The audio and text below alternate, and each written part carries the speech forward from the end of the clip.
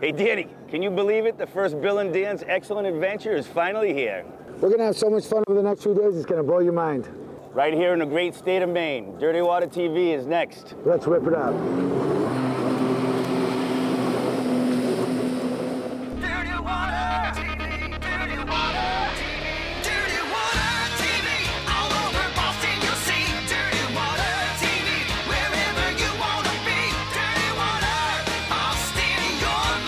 Going worldwide. Dirty Water. I love that Dirty Water TV. Love that Dirty Water TV. I love that Dirty Water. Dirty Water TV, Dirty Water. I love that Dirty Water TV. I really do. The best. Hey guys, welcome to Dirty Water TV. I'm Leah Clark alongside Sophie Sargent and Julie LeBlanc, and we are coming to you from the great state of Maine. Yes, we are, and we're here on the beautiful Sebago Lake today. And did you guys know that it's the largest lake in Maine at 45 square miles? There's so much fun to do here, to fishing, boating, and swimming. Yeah, and this weekend is all a part of Dan and Bill's Excellent Adventure, as we tag along with this wild pair of fun seekers. Oh, Danny, that was great.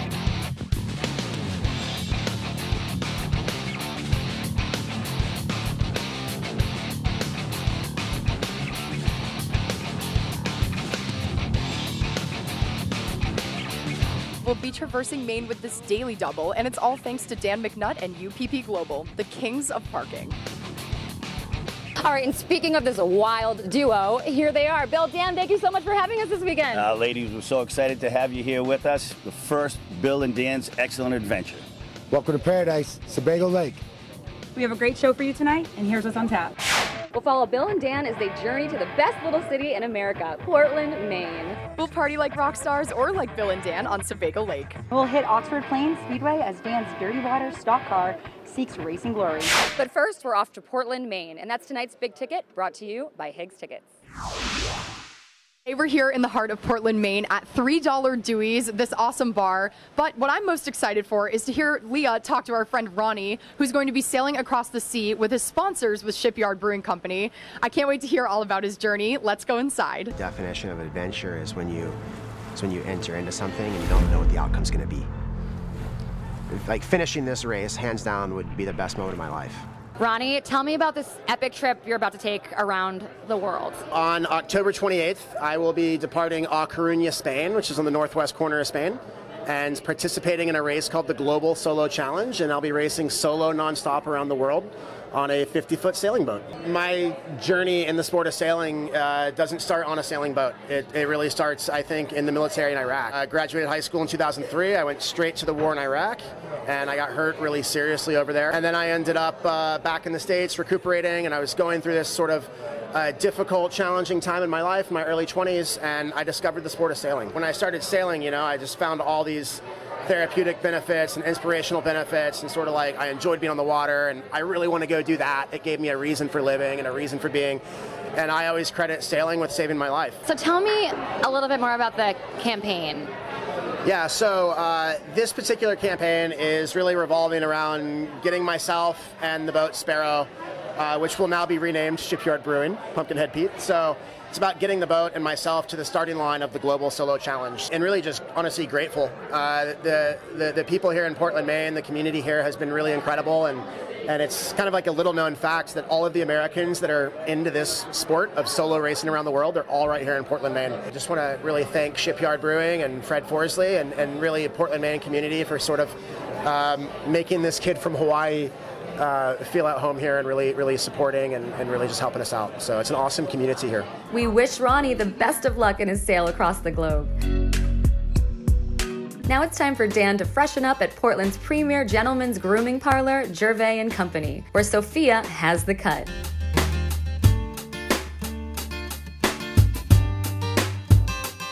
The haircut is probably only 40% of the gig. The other 60% is, friendship and building a clientele that involves a lot of energy. And that's what I believe I provide. And Dan and I met a long time ago. And when Dan met me, I told him that I was a barber and that I've just opened a barber shop. And then Dan had a current barber at the time. But he said, at that point in time, he said, if you're a barber and you're my boy, then from now on, you'll be my barber. So, and then the rest is history. He's the best barber in town. The #1.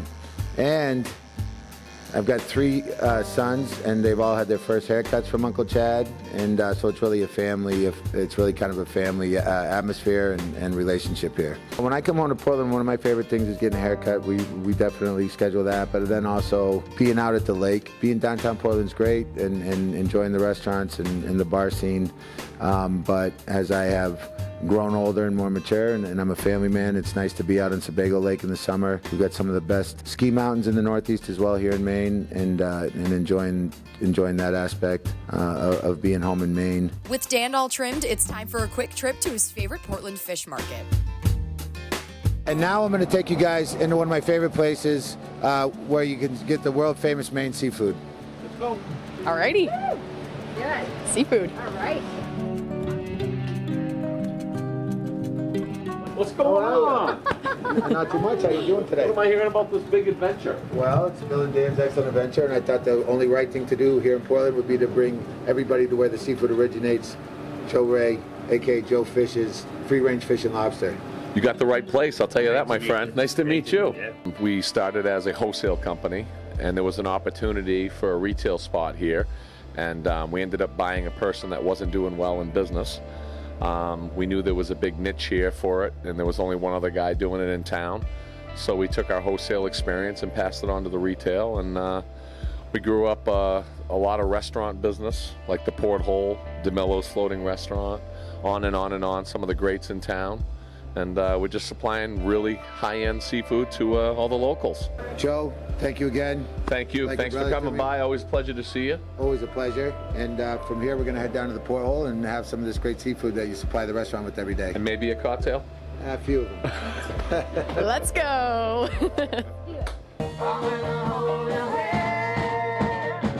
The Porthole has been serving Portland since 1929. It's the way Portland does summer and everything in between. From the freshest seafood to the coldest beer, including Shipyard. Located right on the water, the Porthole was created to best serve the working waterfront as they continue to honor those who have dedicated their years to Maine fisheries and aquaculture. Now Dan had the chance to sit down with manager James to find out about the true Down East tradition of the Porthole. We're coming on a 100-year anniversary. It's just been an institution. It's always been a great restaurant.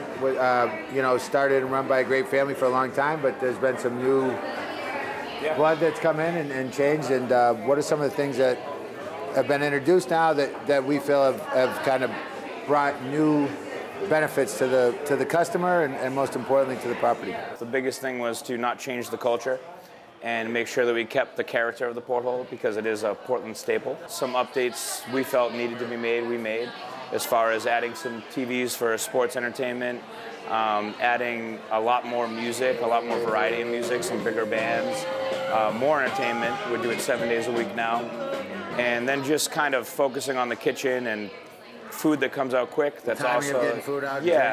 Yeah, we're averaging about a 7-minute ticket time on food right now, and it's all quality, made fresh. Our shrimp and any of our fried seafood is battered to order. It's not battered and frozen and anything like that. So. And where do we get our seafood from again?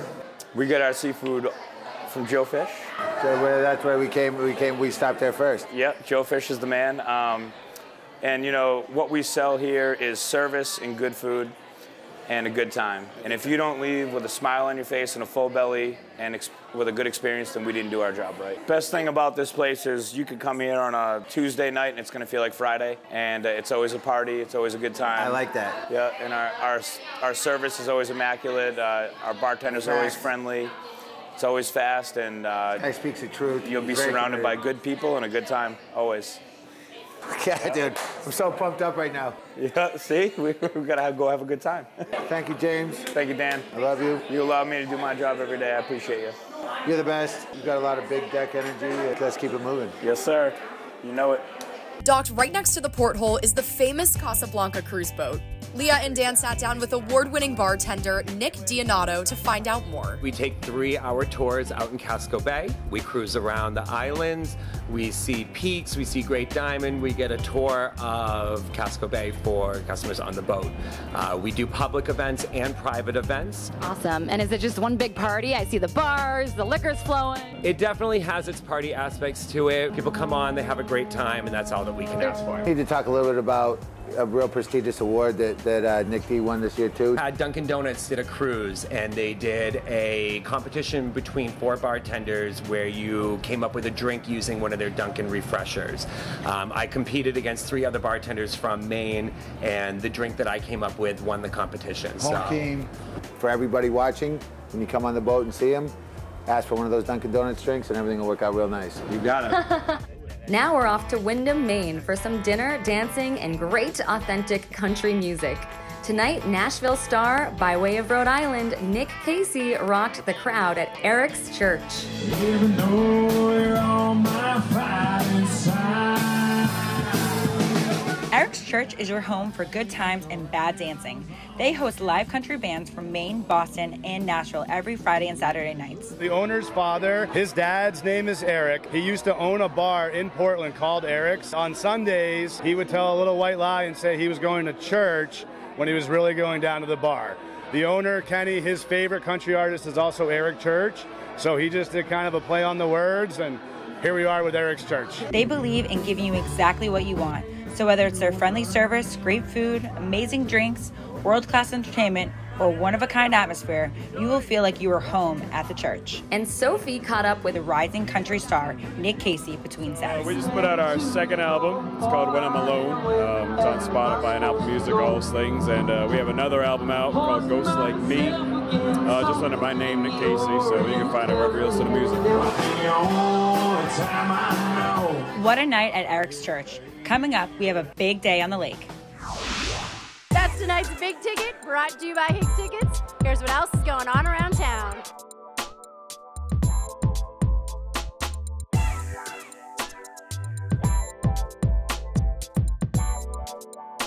Hi, I'm Higgs, so call me, get tickets, and be part of the action. Up next, it's summer fun as we follow Bill and Dan to Sebago Lake. And later, ladies and gentlemen, start your engines as Bill and Dan take us to the Oxford racetrack. That's when Dirty Water TV returns. Oh, Danny. That was crazy, buddy. What a trip. We just conquered land, now it's at the high seas. Let's do it, pal.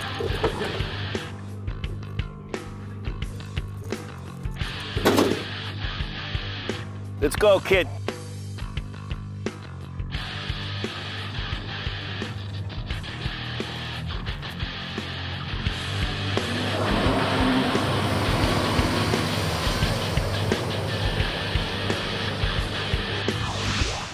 Hey guys, welcome back to Dirty Water TV. I'm Leah Clark alongside Sophie Sargent and Julie LeBlanc, and we are coming to you from the great state of Maine and the massive Sebago Lake.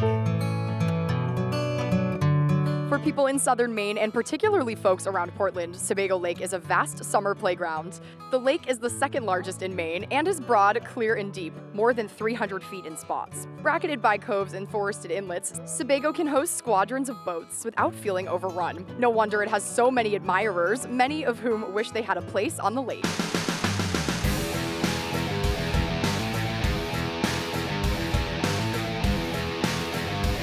And one who has a place on the lake is our host here, Dan McNutt. Dan, tell us about what you love about living in Maine. It's so special up here. Well, what's really special is just Maine itself, and the lake, the trees, the wildlife. Also just, having the opportunity to be able to share it along with the nature and the wildlife. The state of Maine, the reason why it's one of the top tourism destinations in the world is because of the beauty that you've seen all around us this weekend on the lake. Yeah. And also obviously all the important people that we're able to share it with and have fun with. Well, thanks so much for having us. I'm going to toss it over to Sophie Sargent, who is on land right now with a special guest. So, Sophie, over to you. Thanks, Leah. And now I'm here with Mr. Fred Forsley, who's our friend from Shipyard Brewing Company, and we're going to talk about, we were catching up with your friend Ronnie. Can you talk about your role in his boat race and across the sea? He's an Iraq War veteran who was hurt in Iraq, and through sailing, has found a real purpose. Literally just met him last week. Shipyard's come on board to be the name sponsor of the boat, of this round the world race that we're really excited about. And I think I heard a little bit about the name being something to do with pumpkin. Yes.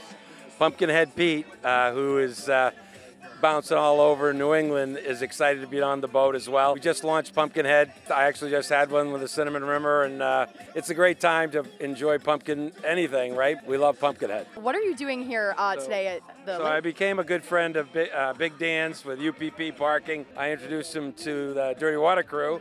He fell in love with you guys. The next thing you know, you're up hitting every place in Portland together with his Dan and Billy's crazy adventures, or whatever we're calling it. There's no question it's an adventure. Definitely, no doubt. Well, thank you so much for your time, Fred. And now we're going to head over to Julie. Thanks, Sophia.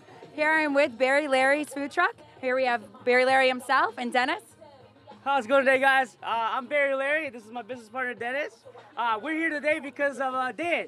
Dan has been a long-time family brother.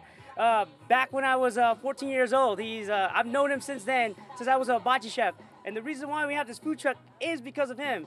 He always loved hibachi, so he inspired me to motivate myself to actually own my own food truck and become my own entrepreneur and business owner.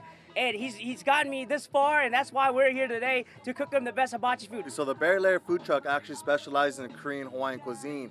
My background is being born and raised in Honolulu, Hawaii. So we're gonna capitalize that in here in Portland, Maine. Today we actually did our famous fried rice made by Barry Larry himself. And we also did some chicken teriyaki with some steak teriyaki as well. Thanks so much for joining us today. It's been so much fun. Thank you so much for having us. Seriously, too. You're welcome.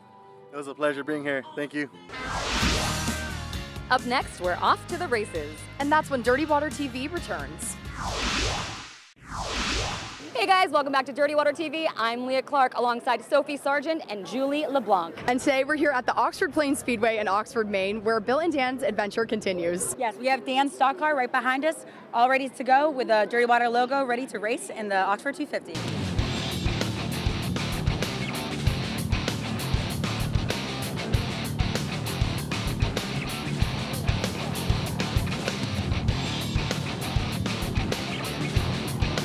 Oxford Plains Speedway is the home to the legendary Oxford 250, which is celebrating their 50th anniversary run. The track was originally a half mile before being shortened to a 3/8 of a mile track. With 14,000 seats, the Speedway has the largest seating capacity of any sporting venue in Maine. The track has hosted 3 NASCAR Cup Series races, with the Hall of Fame driver Richard Petty winning one of them. The track has roots in music too, as the Grateful Dead performed 2 consecutive overflowing sold-out shows back in 1988. Today, Dan McNutt's car, number 20, with the Dirty Water logo, is ready for greatness. Feeling excited. We're really looking forward to seeing how things shake out for us here in the heat races. And hopefully, you know, we'll make it to the big race and see what happens from there. Yeah, how did you get into car racing? Well, just through my friends, really, Chad and Joe. You know, it's really something that's new for me, but I had an opportunity to start the race team and get the car and get involved with the racing here in Maine and MGP, and it's been a really fun thing for me, for my kids, for my whole family, and been a great thing to do with my friends too, so it's been a lot of fun. Dan, thanks so much for chatting with us today. It's been a pleasure. Best of luck to you. Now I'm going to toss it over to Sophie Sargent, who is chatting with Joe Pastore, the driver. How did you get started in racing? I started racing go-karts when I was 8 years old, and been doing it ever since with my mom and my dad, and now we're getting my kid into it, so. That's incredible. What a journey, and now you're here at the 250 today. How does that feel? The 250 is always a great feeling. I mean, the atmosphere and the lightning around this place, it's something you don't get anywhere else in New England, so I'm really excited and hope we can get a good run. Absolutely, and I'm sure you have an awesome relationship with Dan. How did you guys meet, and how did that work out getting the car situated? Well, I got a great barber. Met through my barber, and he introduced us. We sat down one night and talked, and the rest is history. It's all turned out to be a great journey. So what do you think that it's going to take for you to win today? Honestly, we was hoping for a good draw to start in the heat race, so we'd start up front, but we didn't get that, and we're in a really stacked heat with a lot of good race cars, so it's going to be tough in the heat to get in. Hopefully we can avoid some wrecks and get in through the heat. We'll see. Now, another legendary short track driver is the great Mike Rowe. Julie is standing by with the racing icon. And I'm here with Mike Rowe. Tell me about how many races that you've won here. I've won 153. Hopefully we'll make it 154 today. Mike Rowe is an American stock car racing driver from Turner, Maine, and has the most wins of any Maine driver in Maine racing history. Rowe's racing career spans over 7 decades. This 73-year-old wonder has won the Oxford 250 3 times. What makes this track so special to you? It's just, you know, your home track, you know what I mean? And when you get a nice home track like this, it's real special. We've got 3 250 wins here, and we hope to make it 4. Joe Pastore, after qualifying and dealing with a tough starting position, fought valiantly, coming from 20th place to 7th place in the 50th edition of the Oxford 250. Bill and Dan's Excellent Adventure Part 2. Do you see you guys maybe getting in the car together and racing? I think we should. I think that'd be a lot of fun. But judging by how badly I beat him on the wave runners on the lake yesterday, I'm not sure if he's going to want to face me on the track. I would be happy to race Dan in any capacity. I'll race him on foot. I'll race him in a race car. I'll race him in a bike. I'll race him on a jet ski. So he can pick any form of transportation he wants. Game on. Can't touch me. It's the tortoise and the hare. Okay?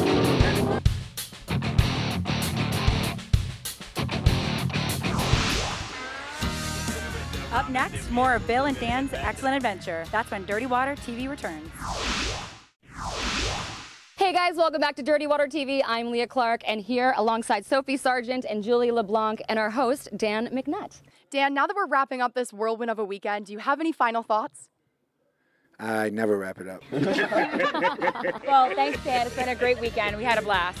Yeah, we really had a great time. We want to thank Dan and his whole family for hosting us here at their beautiful lake house. You guys make sure to log on to www.dirtywatermedia.com for all your nightlife info. And you can find us on social media at Dirty Water Media. Here at Dirty Water, we have a little saying. Yeah. The weekend may be over, but the party never ends on Dirty Water TV.